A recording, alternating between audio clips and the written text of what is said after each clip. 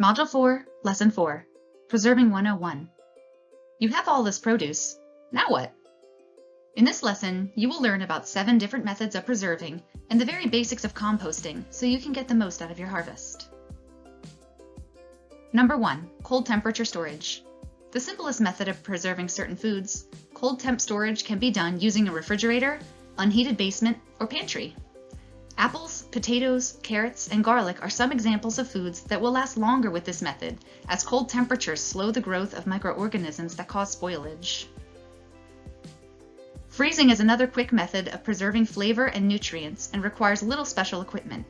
Place food in freezer bags and remove as much air as possible to prevent ice crystals from forming, and use within 6 months of freezing for best results.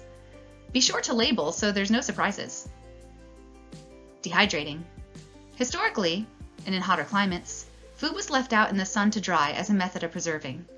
Food drying can be done more efficiently today using either an oven or electric dehydrator, which speed up the process of removing moisture and thus inhibiting bacterial and other growth. Fruits, vegetables, meat, and spices dehydrate well. Canning is a process that involves placing hot foods in mason jars and submerging in boiling water to kill off any microorganisms.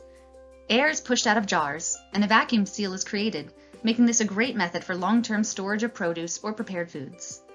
This can be done on the stovetop or with a pressure cooker, but care must be taken to prepare the food and equipment to maintain a safe and sterile product. Fermentation.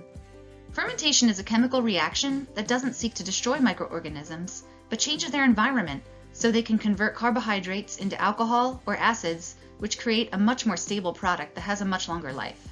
Some examples of fermented products are sauerkraut, kimchi, yogurt, kombucha, and cheese.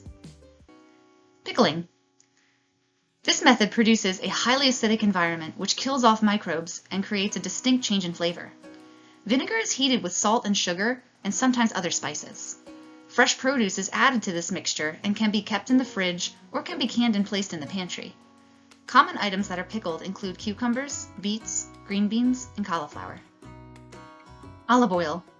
Produce such as beets, garlic, eggplants, squash, and peppers can be packed in olive oil and kept in the fridge for a week or longer and are perfect for charcuterie boards, salads, or taco toppings. Be sure to roast or blanch the items first and cover completely in an olive oil vinegar mix. Herbs can be packed in olive oil as well and either placed in the fridge to marinate or portioned out into ice cube trays to freeze for a later time. No matter which method you choose to preserve your foods, be sure to do proper research, follow directions, and food safety techniques so to maintain a safe, longer-lasting product.